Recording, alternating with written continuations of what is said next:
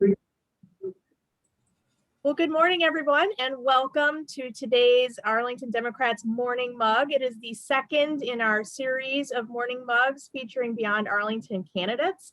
And I am so excited to be joined here this morning by none other than Paul Siker, candidate for House of Delegates District 33. He is opposing one of the absolute worst delegates in Virginia, Dave LaRock. So we could not be more excited to be supporting him in his efforts to win that seat and to help further our Democratic majority in the House of Delegates. Welcome. As we have done with the previous edition of this type of morning mug, what we'd love to do, Paul, if you don't mind, is just to start off with just hearing from you about why you're running, the issues that you're seeing on the campaign trail, just to get a flavor of what's out there, and then we'll open it up to the crowd for questions. And for those who joined before the recording, you know we've already had lots of questions, so this should be a great session. So welcome, and I'm going to turn things over to you. Okay, terrific. Well, Jill, thank you so much for that gracious welcome and introduction. And it's great to be with all of you this morning. Want to really jump right in because I've got a lot of stuff that I want to share. Right out of the gate, again, for those of you who don't know me, my name is Paul Siker. I live in Waterford, Virginia. I'm a 33-year resident of Loudoun County. I've lived in my district, District 33, for the past 26 years. My wife and I, Joni is her name, we have two sons. They grew up here in Loudoun County, in Western Loudoun County, went to the schools here. So I've got a real sense for the area, and I've seen a lot of change. I often tell people that when I moved into Loudoun County in 1988, the population was approximately 88,000 people with 14,500 students in the schools. Fast forward to today, Loudoun County has 415,000 residents. The school system educates about 84,500 kids. So lots of change has taken place. I've seen it, and I really do feel like I've got a sense for what's happening on the ground. I'm running against an individual by the name of Dave LaRock.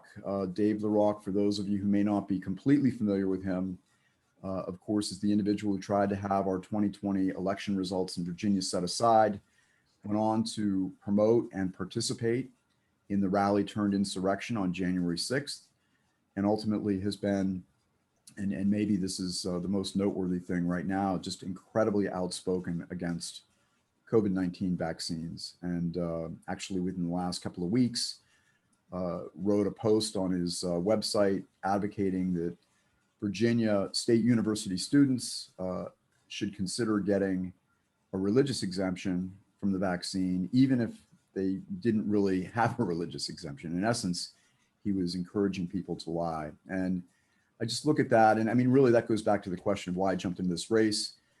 We obviously all suffered trauma in 2020. I often say that we suffered economic trauma.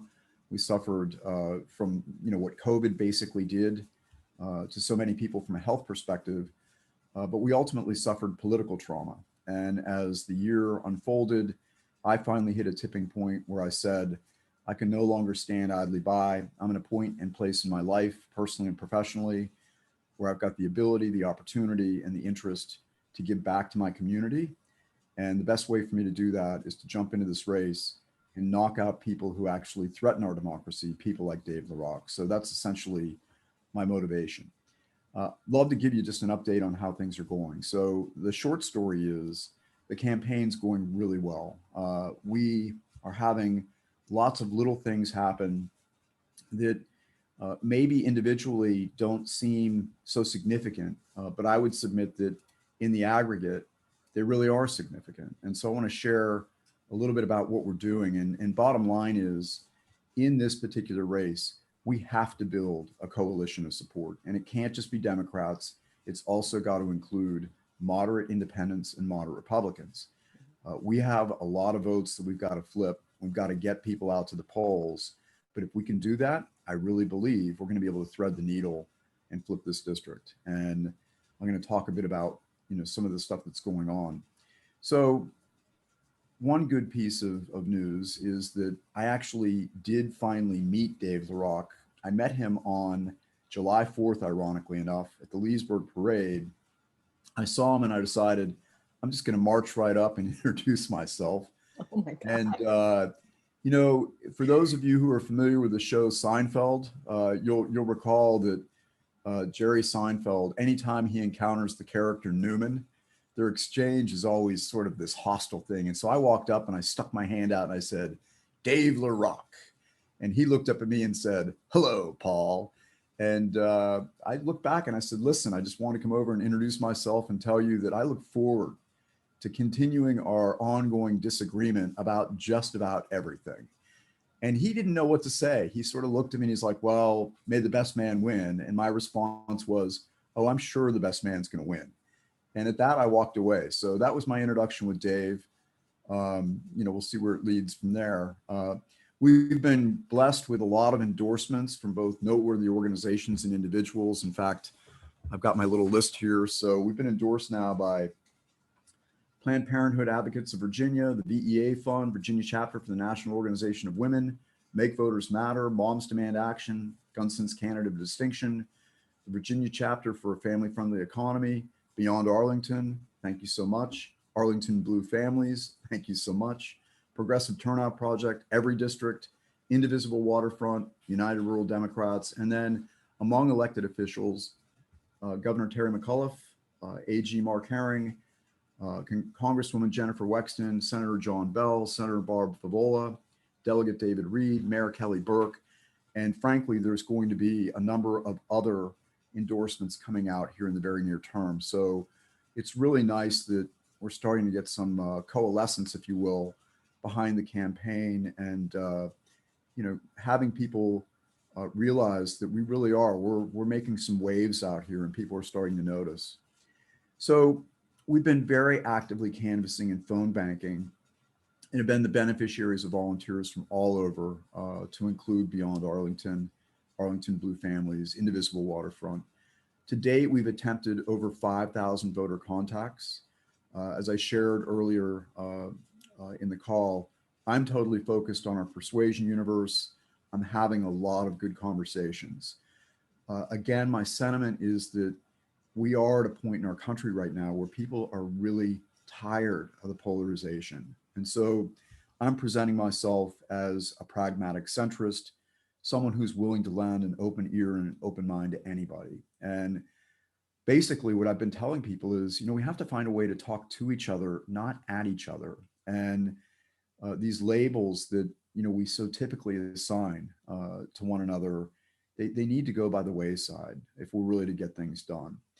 And in my communications about Dave LaRock specifically, it's a bit like a layer cake. So usually what I'm doing when I'm talking to people is I'm highlighting some of the things that, universally people can identify as being out of step, out of touch with our reality. And those are some of the things that I mentioned earlier, the setting aside of our 2020 election results, participation in the rally turn insurrection, being anti-COVID. But it's much more than that. The second part of the layer cake is that Dave LaRock has been a woefully dismal legislator. So we have done quite a bit of research on his legislative batting average. Over the last 2 years, it's been 0.000. In other words, Dave LaRock over the last 2 sessions submitted 49 bills. None of them got passed. None of them made it out of committee, so far as I know. And my bottom line thought is that, it's no different than a sporting team. If it's a baseball team, if you've got a player who's hitting 0, they're not going to last very long. They're going to get cut. And it should be no different for us in the electorate. We need to ultimately usher people like this out of office because they don't get anything done. Over his entire career, Dave LaRock's legislative batting average has been a horrific 0.096. So let's see here. What else did I want to share? Finance update. Things are really going reasonably well. At this point in time, we've raised just about 130 to 134,000 vote or dollars rather. And generally speaking, we're making a lot of progress, and I think people are feeling a commitment or a desire rather to ultimately invest in the race. We definitely are going to need to continue raising money. There's no question about it. This is obviously the dead zone in the summer. We're here in July. And while, we've been making some good headway, we definitely are cognizant of the fact that, we really need to continue moving the needle on fundraising. The good news is this: to date, we haven't gotten a dime, not one dime of caucus or institutional money. Now, I don't regard those as being great things, but I cite that because we have some of that money to look forward to, at least from some political action committees. We'll see what the caucus does later on. I think, again, and we've known this all along, in order for the caucus to really get involved, I think that they're going to need to sense that there really is some blood in the water. However, consider this: at my fundraising event on Friday, who's our guest of honor? Well, it's Speaker Eileen Fuller-Korn. And I don't think that she would invest her time or energy if she too didn't believe that this race really has a chance. So we're going to continue trying to demonstrate to people what we're doing that's making a difference and why they should have a vested interest in this particular race. And I think we're going to have a good outcome. So there's one other thing that I wanted to share about coalition building. I had a really interesting thing happen. In the beginning of May, I wrote a letter to the editor that was entitled "Lest We Forget." And it was really grounded in my true concern that Americans sometimes have short memories. And I'm very preoccupied with the idea that people are going to forget what happened on January 6th. And so my letter to the editor basically summarized some new impressions about what happened on that day. But I ultimately closed it out by saying that my opponent, Dave the Rock, likes to point to his own virtue and patriotism all the time. But in the lead up to and on the day of January 6th, he didn't demonstrate a modicum of either. And so that letter got picked up by both the Loudoun Times-Mirror and the Winchester Star. And a week later, I got a letter in the mail. I got a letter from a gentleman by the name of Russ Potts. Now, for those of you who aren't familiar with Russ Potts was a 16-year state senator based out of Winchester, Virginia. And oh, by the way, a Republican. And the letter that he wrote to me started out with, "That was a terrific letter that you wrote." The second line of the letter said, "I am highly motivated to help you." The third line of the letter said, "And I believe I really can help you. So we ought to get together." And we did. We met in mid-June. It was a great meeting, met for 2.5 hours. And the bottom line is, he is all in on this campaign. He pulled out his Rolodex and he said, "Here's some people that I want you to call. And if you can't get to them, you let me know and I'll make it happen." And he's been terrific and he will endorse, but he's not going to do it until we get a little closer to the election when people are actually paying attention. So that's the kind of help that we need. In addition, I've had individuals, Republicans or former Republicans, reach out to me in both Clark and Loudoun County to say, "We want to start Conservatives for Siker because we know a bunch of people who are just as frustrated with the Republican Party as we are." And so that's, again, another indication of us moving the needle. So those are good outcomes. Interestingly enough, just this past Monday, I had breakfast with Joe May. Joe May, of course, was knocked out of the seat by Dave the Rock. Now, I don't think Joe is going to be quite as directly active, but he will indirectly help me as well. And, pretty much committed to doing that. Again, if you want to hear why our campaign is different and why people are really starting to notice us, I invite you to consider attending a fundraiser in Chantilly. That's this Friday, the 30th. It's from 4 to 6 p.m. And again, our featured guest is going to be House of Delegates Speaker Eileen Fuller-Korn and Senator John Bell. In summary, I think we're doing all the right things that we need to, but great things that we are doing wouldn't happen, wouldn't be possible without the terrific support of volunteers. Some of you are illustrations of exactly what I mean. If you haven't yet had an opportunity to volunteer, but want to put your fingerprints on my race, if you want to have a hand in ushering Dave LaRock out of office and flipping a district, we would love your help. And certainly, as I stated earlier, we would love any and all financial support that we can get. It really does make such a big difference. in allowing us to really move the needle. And then the final thing that I'll share, and this again goes back to Russ Potts, in a recent email exchange, I actually took a week of vacation back at the end of June, and I wrote him to say, hey, I'm going to be out of town. He wrote me back and he said, have a great vacation and strap yourself in for the wildest ride of your life. I can tell you nothing would be more fun or gratifying than retiring Dave the Rock. We really have an opportunity to reinforce our democracy, and it starts with knocking out the very people who threaten it. So that's sort of a summary of what we've been doing and where we're at. And I'm certainly open to entertaining any and all questions or providing any insights that I possibly can. Great. Well, thank you so much for that. And I can say on behalf of the Arlington Democrats that we are excited to be supporting you in that fight, and really appreciated those comments. We are going to open it up to questions. I'll kick us off. I understand that you have a background in small business and entrepreneurship, and I'm wondering if you could speak to how you think that the General Assembly or the state government could be pursuing policies that can help small business, particularly as hopefully we are coming out of this COVID period. Yeah, absolutely. No, that's a great question. So yeah, for 35 years, I've owned small businesses. I've been an entrepreneur. My particular area of expertise is within recruitment and talent acquisition. So I was a partner in a large technical search firm that was based in Tyson's Corner, sold that with my two partners. It was sold to the parent company at monster.com. This is years ago. And I stuck around with them for a couple of years.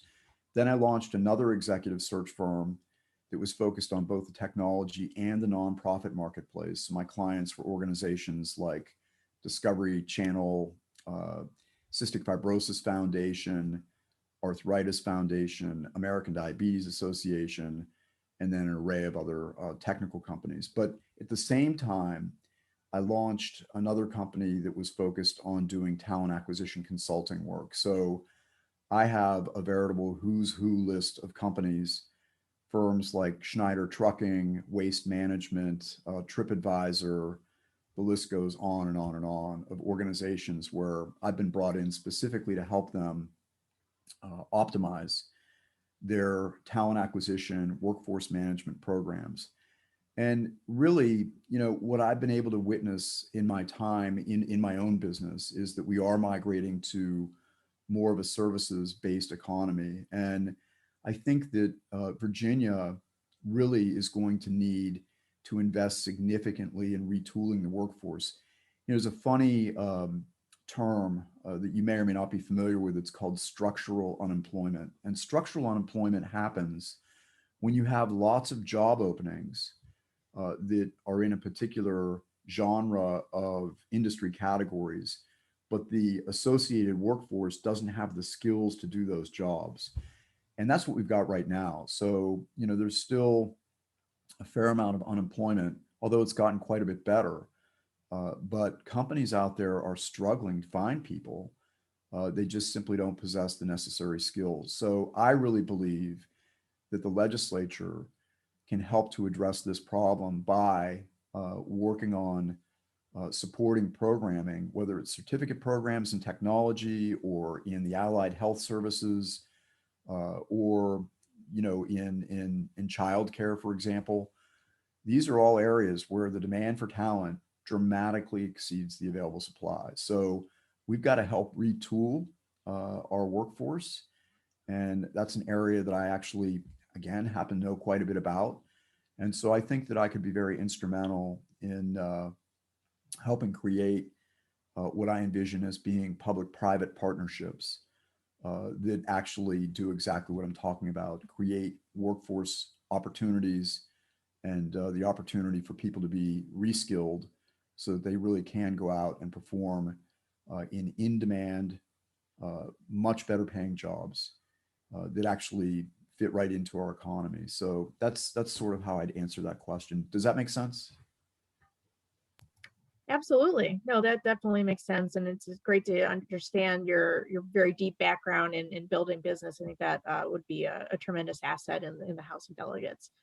Well, I don't want to dominate the conversation here. Do other folks have questions for the candidate? I have some questions. Margot is coming in hot. Go, Margot. Okay, I am hot. I am excited about you, Paul.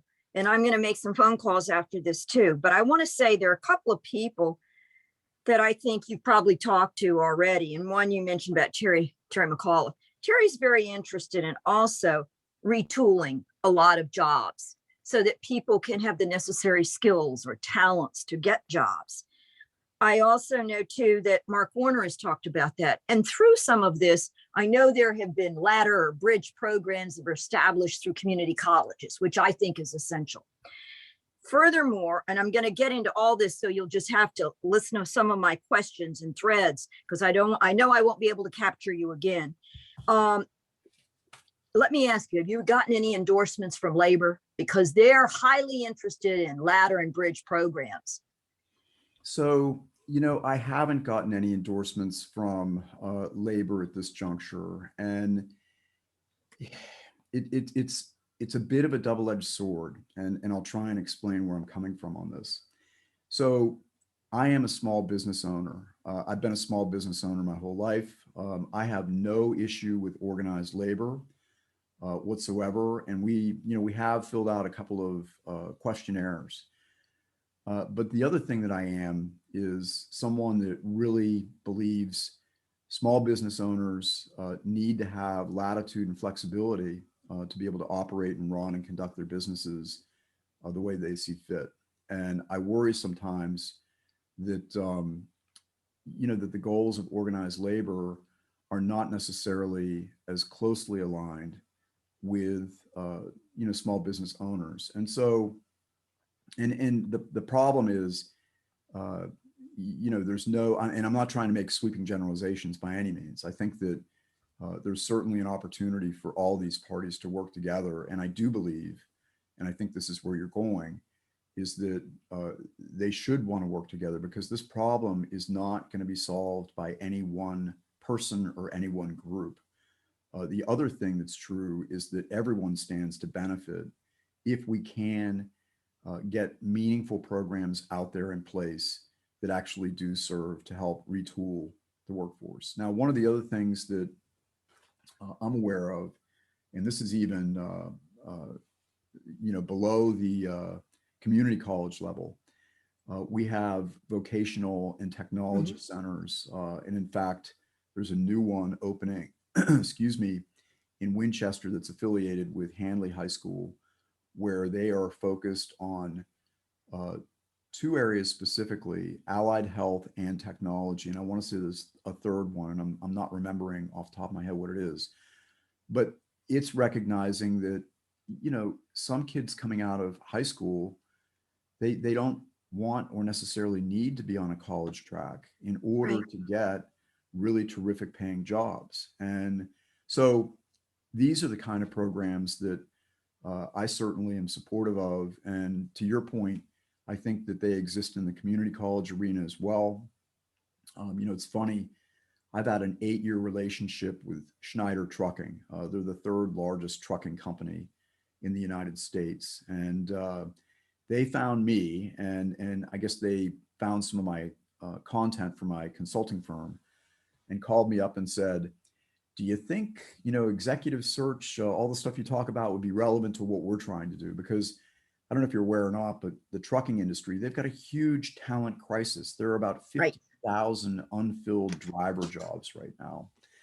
And so, basically I've worked with them for 8 years, and they have ultimately, sponsored the creation of, again, programs that ultimately introduce people into their field. So there's lots of great things that can be done on this front, and that don't require a 4-year degree.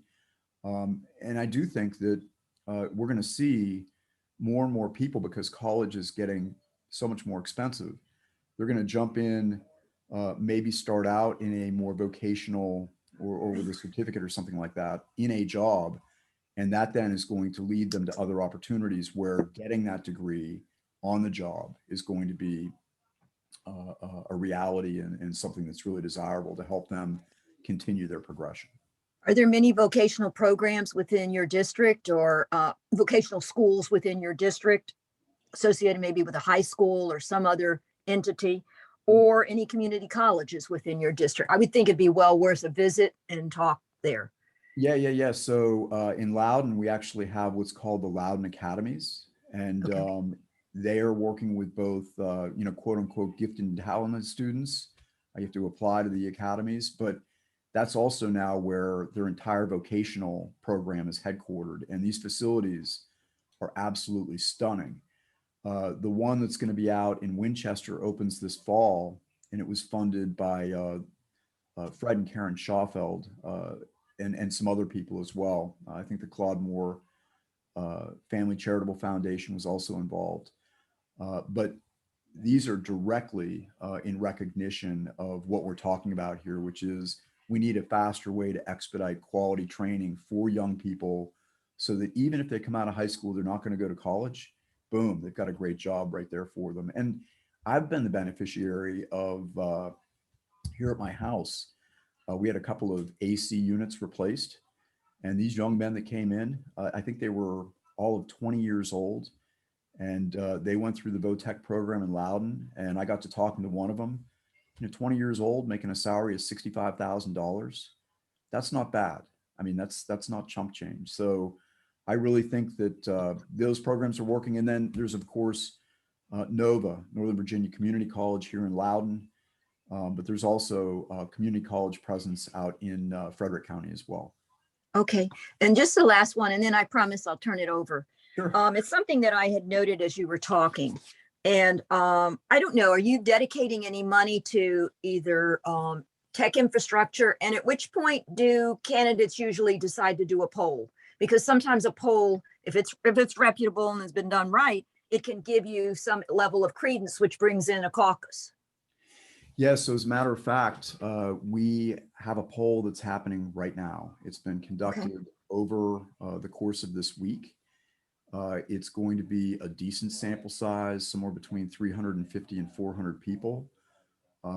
We've got head-to-head questions on the poll that emphasize both my background as well as highlight some of the realities associated with Dave LaRocque and his tenure in office. And we're particularly interested in the results of this poll, especially around messaging, because we're at this sort of interesting inflection point in the campaign where, we really want to tighten up our messaging as we go into the home stretch here. In fact, if I'm not mistaken, let me just look. Yeah, tomorrow we're 100 days out from the election. It's coming quickly. And with Dave LaRocque, when I was debating whether or not to jump into this race, a woman who I have great respect for, a business leader out here in Loudoun, I was talking to her about this race in particular, and she said, well, there won't be any lack of material to work with. And she's right. There's not a lack of material, but we need to make sure that the messaging that we put out there before the voting public really will resonate. And so that's what we're also hoping to accomplish with the polls. So yeah, we're looking forward to getting results as early as middle part of next week. Okay, and on your infrastructure, do you have any kind of tech infrastructure there that would communicate with people by, digitally with regard to text messages, et cetera? Yeah, so we have a whole digital program that's going to be on here pretty soon. And we're working with Switchboard and Christine Bachman, to ultimately roll that out. So that's coming. That is absolutely coming. And we see that as being critical. Okay, thanks. I'm sorry. Thank you all for letting me have this time with Paul. Thank you. 8th Congressional District Democratic Chair Margo Horner. Everybody, she wants a question, she gets it answered. All right, who next? I wonder if Mary Detweiler. Hi, Paul. Thanks so much for doing this morning. I'd like to follow up on your conversation with Margo about the messaging that has to do with postcards. You may be aware that there are going to be a lot of people out there that don't knock on doors, don't like to make phone calls. They will write postcards, and they will come in to all your constituents. And a lot of times you're not going to have any control over the message because those people, those organizations are going to write what they think is in their heart. And I cite this because I think, having made some phone calls for you, I do understand the more moderate voter that you really do need to persuade. I've hit a couple of them on the phones, And I remember the example of Connor Lamb, was it in 2018? Or 20, whatever that year was, when he was running, maybe even earlier, he was running and there were tons and tons of postcards that showed up in his office from various organizations. And I remember talking, and we brought them up there when we went out to canvass for him. And I remember that one of the campaign manager, one of the staff members said, you know, we're going to have to throw out a lot of these postcards because they're talking about what a progressive client you are.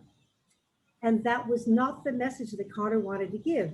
So then, of course, we had to make sure that we postcard writers were following the message that had been given by the campaign.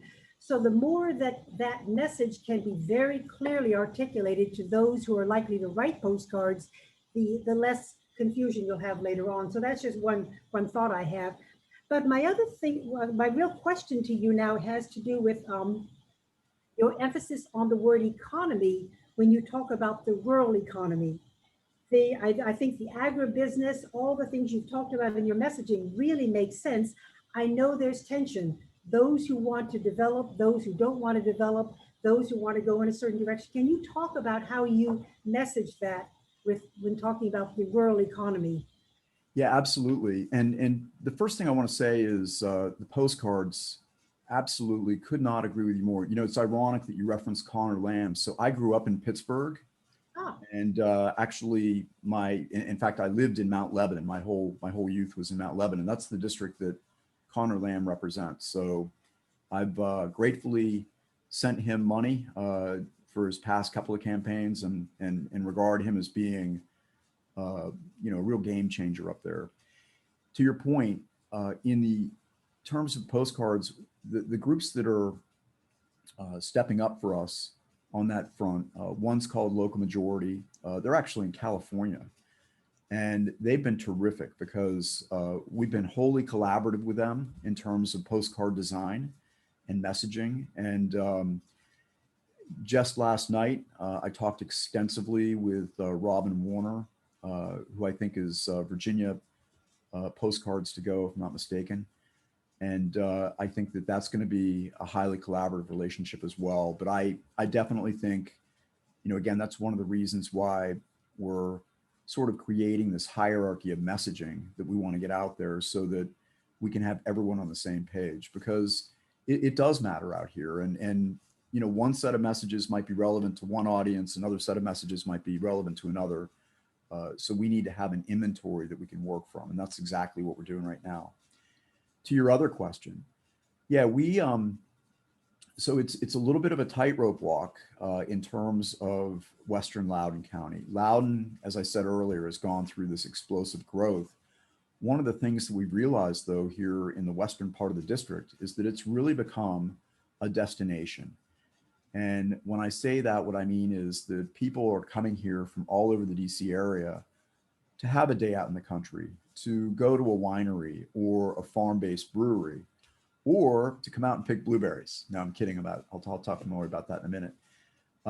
But you know, we definitely recognize that this is a vibrant part of our economy. A lot of people don't know this, but Loudoun County ranks third only to Arlington and Fairfax in terms of total tourism dollars.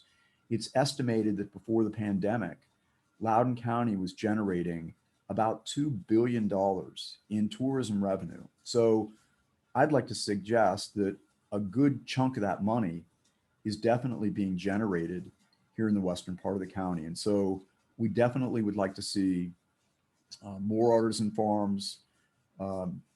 They're happening. You know, people want to establish these farm-based businesses, and I think that's great. I think the other thing that it does is it gives us a chance to do more in terms of conservation and preservation.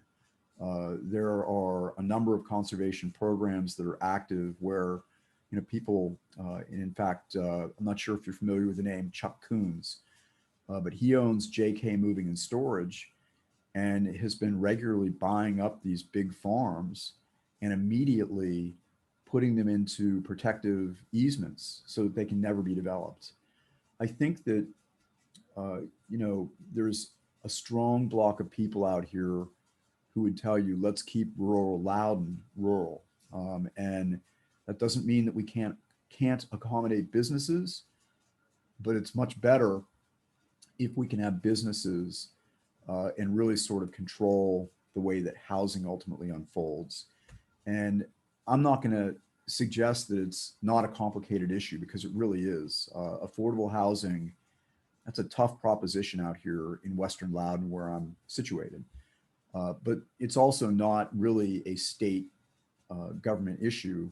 It's a county government issue. We can create enabling legislation to give counties and localities, I think, a greater degree of latitude in terms of how they structure development. But I think out here in the western part of the county, most people would like to see development controlled. I think most people are supportive of this idea of agribusiness and agritourism. But I also think that there are some people that are a little bit concerned about, all right, well, great, so we've got these agribusinesses, but if they're bringing in tons of people and that's in some way, shape, or form disruptive, is that a good thing? And so we'll have to work through some of these issues. But I think most people can agree that, having this rural quality is one of the things that makes this area so special. And, we should do what we can to try and protect and preserve it. So does that answer your question? Yeah, thanks. Very helpful. You're very welcome. Great, thanks for that question. I think Rose has got a question. Our esteemed chair of Beyond Arlington. Oh, and you're on mute, Rose. I want to read one of my postcards that I put together, because Blue Families is doing thousands of postcards on your behalf. And they told us to come up with our own. And so mine is, dear so-and-so, if you want a delegate who is results-oriented, compassionate, and who knows the challenges of Loudoun, Clark, and Frederick counties faces these days, then vote for Paul Siker. He has a proven track record as a successful businessman and community leader. And then I put the early voting dates, election day. I say see elections.virginia.gov. And even though I wrote all that, I still don't feel like captured enough of why they should vote for you. And I think it comes down in the end to character and decency. I mean, that's really between you and Dave LaRock. I think there should be more emphasis, that, because this sounds a little dry to me. I mean, I've just started, but. Well, no, and I appreciate that. I will do this. So, and we spent a good 4 or 5 hours just on Wednesday of last week talking about messaging. And it's such a critical thing, because, you have a limitation in terms of what you can convey, whether it's, face-to-face or in a postcard or in, an email, whatever. Mm-hmm. And we're really trying to hammer out, what are the essential messages, and we're trying to come up with a new tagline. Basically, the original tagline for the campaign was character, integrity, and results. Mm-hmm. And while those are all, I think, descriptors that I want to try and live up to, and will do my best to live up to, we'd really like to have something that is a nice short summary that bundles together, the essence of what this is all about, what we're trying to do. And I don't know if any of you have ever heard of a book called Start With Why. It's a book written by Simon Sinek. And, he's a marketing and branding expert. And what he talks about is that, most organizations are really good at talking about what they do. And some are actually pretty good at talking about how they do it or what makes them different. But very few organizations are great at actually talking about why they do it. And so we're focused on trying to get to this why messaging. Why should someone vote for Paul Siker?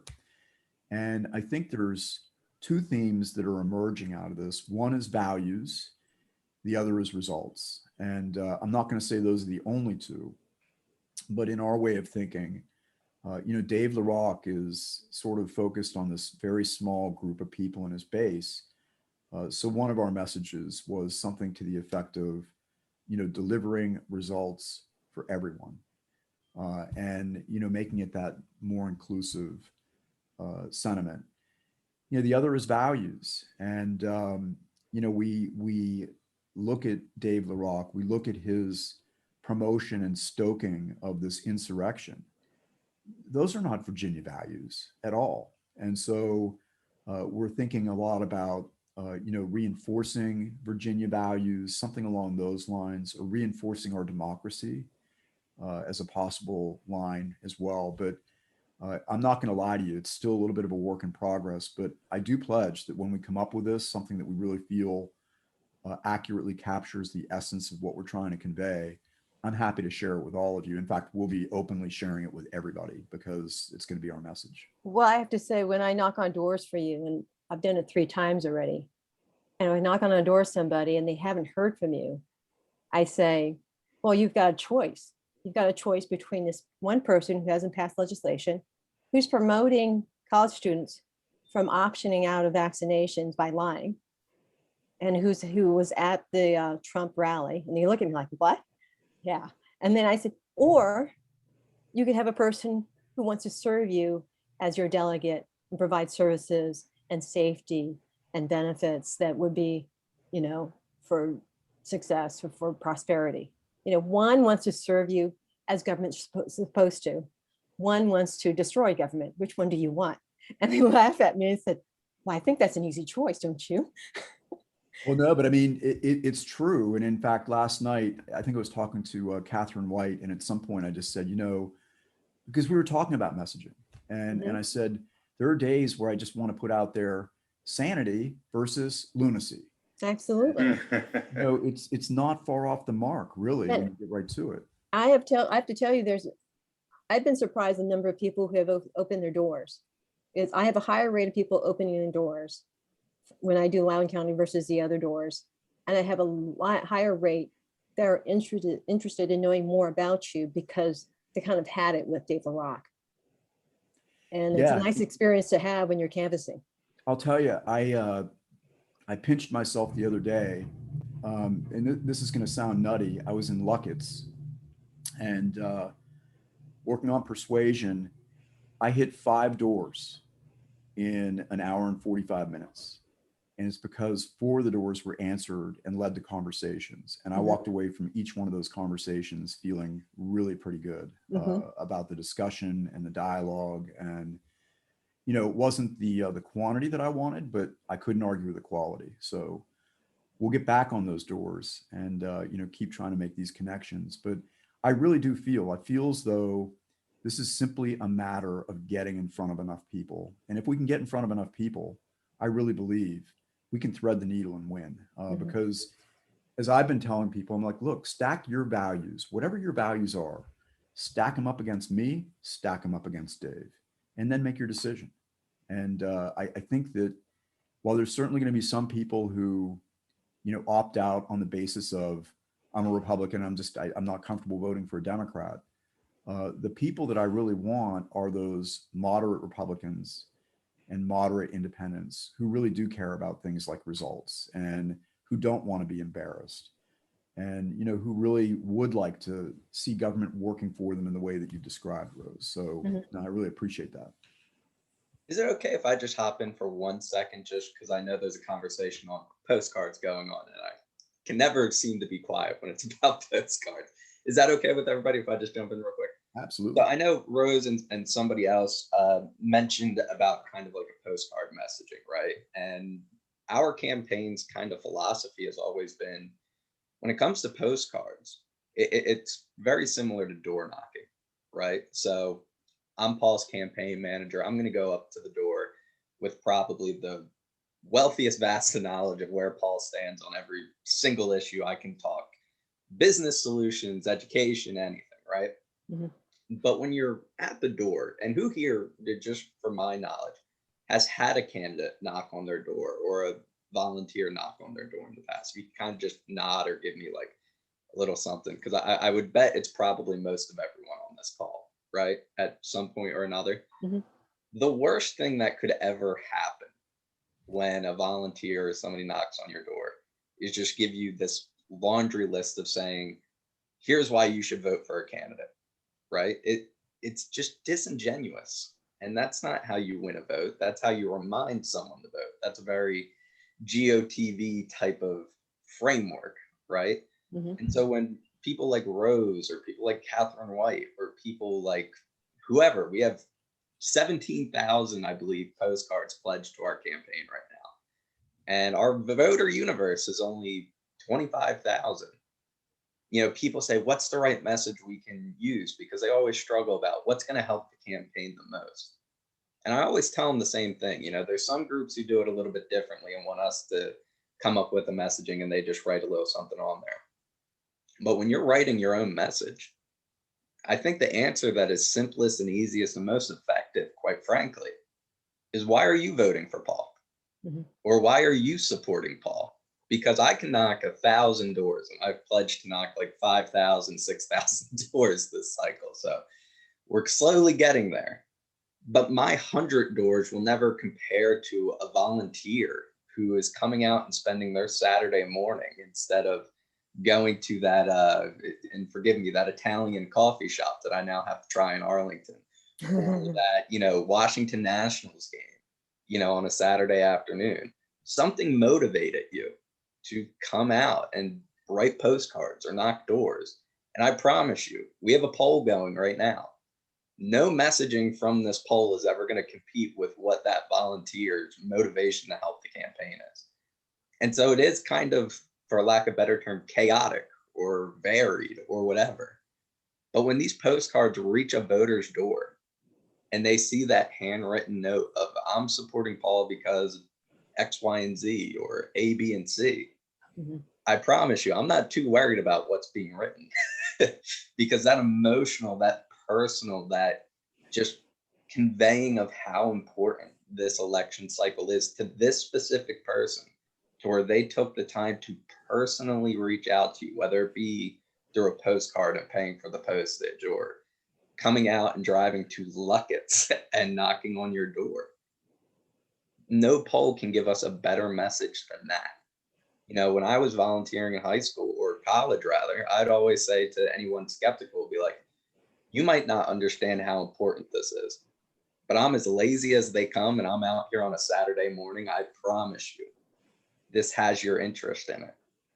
And it would be fantastic. And you talk to them and they might not agree with you at the end of the day, or they might not see it as clearly as you do, but they go, you want to know what? You're right. If it is driving people to do this, then it's something I'm going to take notice of. Yeah. So when it comes to the messaging, we will have messaging straightened out that, we really hope supports Paul. But when it's what you're doing, tell them why you're coming out, why you're doing it. And I promise you, unless if you call Paul like a secret reptilian person, we're never going to stop you from conveying what your message is to the people you're writing to, because that's your truth and that is what motivates you. And that's the wisdom we want to expel onto our voters. So just want to throw that in there as we talk about kind of the messaging. When it's your personal story or your personal convictions for helping Paul, who are we to tell you not to write that? That's going to be so much more powerful than whatever me, Paul, and the rest of the campaign staff can come up with off of a poll. That personal feeling is always going to win. And Tyler, I have to tell you, sometimes after I'm finished with my list and I see someone in the front yard and they're not on my list, I go ahead and talk to them. And so I don't know who their name is. I don't know what their affiliation, but a lot of times I convert them. That's great. And that's kind of the downside of using a minivan list, right? Because you kind of get into a groove and you want to just hit all the doors. Mm-hmm. But absolutely, because like I said, truly the point of this campaign, and I think Paul would absolutely agree with this because I know he does, and we talk about it all the time, but there's so much more that unites us than divides us. And when you see somebody out there who's taking an interest in their own community or a community that they feel like could be represented better and just might not have the resources there to make that connection, it really doesn't matter about a party affiliation or anything. It's just the power of people. And if we can get enough of that, we're going to win this election. We're very confident that we will.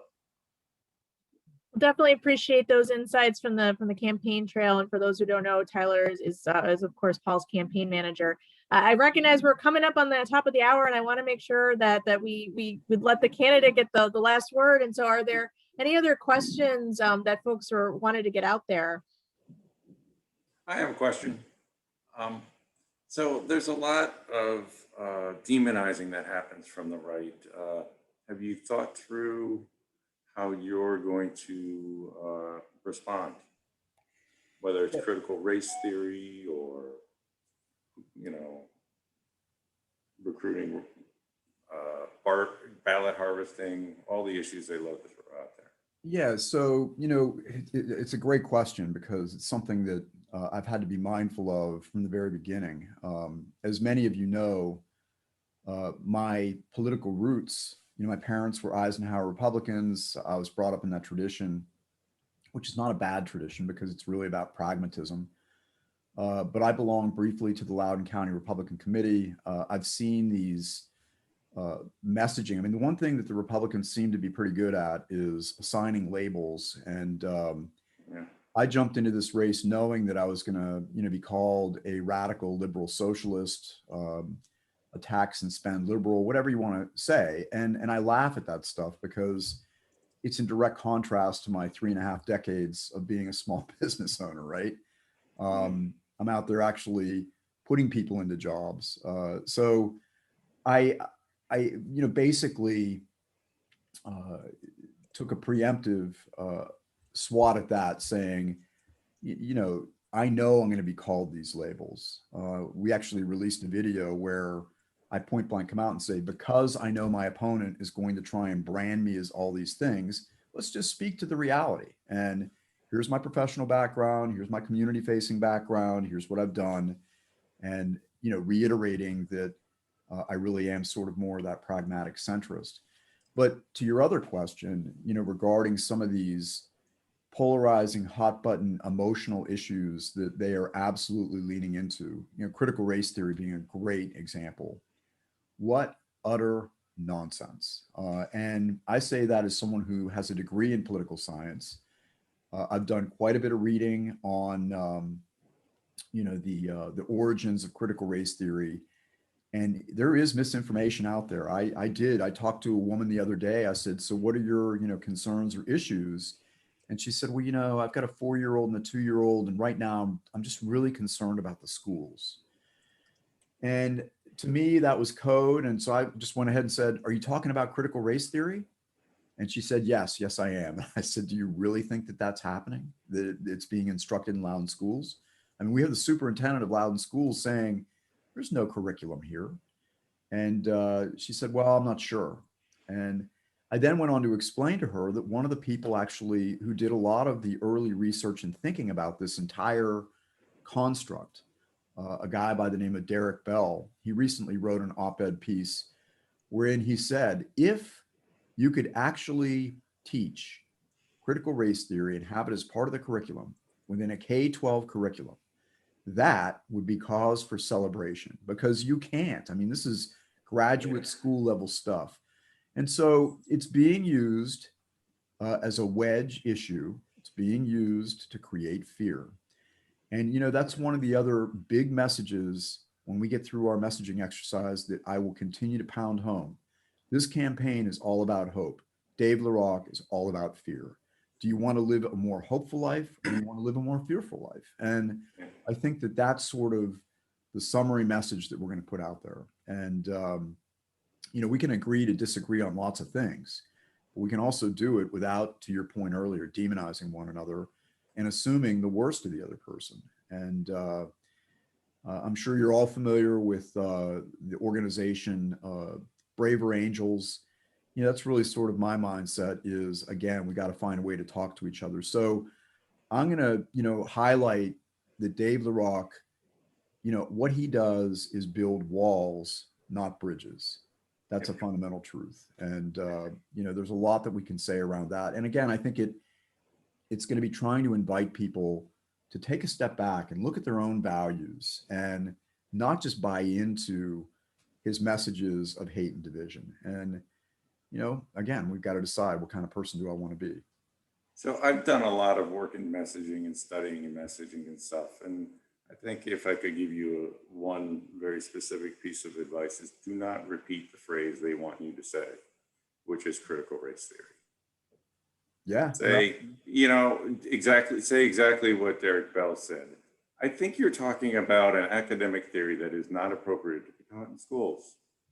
And, you know, when I've talked to the Loudoun superintendent, from what I understand, what they teach is, you know, what has happened in our country and bringing some new things to light that our children need to know. You know, don't take the bait by repeating their phrase, because that's exactly what they want you to do. No, I think that's a great piece of advice, David. And then one other thing too, and I actually threw this out in this conversation with this woman. So my wife, Joni, she worked as a elementary school counselor for 16 years in Loudoun County. And, you know, I said to her, I said, did you ever hear anything about this? She's like, are you kidding? No, there's none of this. Of course not. So it's just nonsense. It's a shame. But I think it also reflects the desperation of the other party right now. So it is what it is. Yeah. Rose, did you have Thanks. a comment or? Jill, I have just one quick comment to make. And that comment is, we know what really help right now in your campaign is to emphasize the American Recovery Act and how it's trickled down to Loudoun County, Frederick, and Clark. And that's because the Democrats care enough for the counties at the local level. And we are producing results, and will continue if you vote for me and the majority for House of Delegates. That's it. Awesome. No, I couldn't agree more. Thank you. Well, I think this has been a wonderful discussion and great questions for a terrific candidate. As I said earlier, Paul, we're excited to be supporting you. Please do keep us informed about how your campaign is going and how we can plug in. I think as those who probably are on the line know, we have a really tremendous Beyond Arlington program led by Rose Fabia, where we support a number of candidates. We are proud to be supporting you. We will be there for you on the campaign trail and are wishing you absolutely the best of luck. That brings us to the end of our event. Thank you so much for coming out today. Greatly appreciate it. We will look forward to seeing everybody out on the campaign trail, whether that's in Arlington or in Loudoun. Thank you again so much for all your support and help. It's so greatly appreciated. And I wish all of you the best this weekend. Thanks again. Great. Thanks so much. Have a good day. Thank you. Thank you for running for office. Thank you.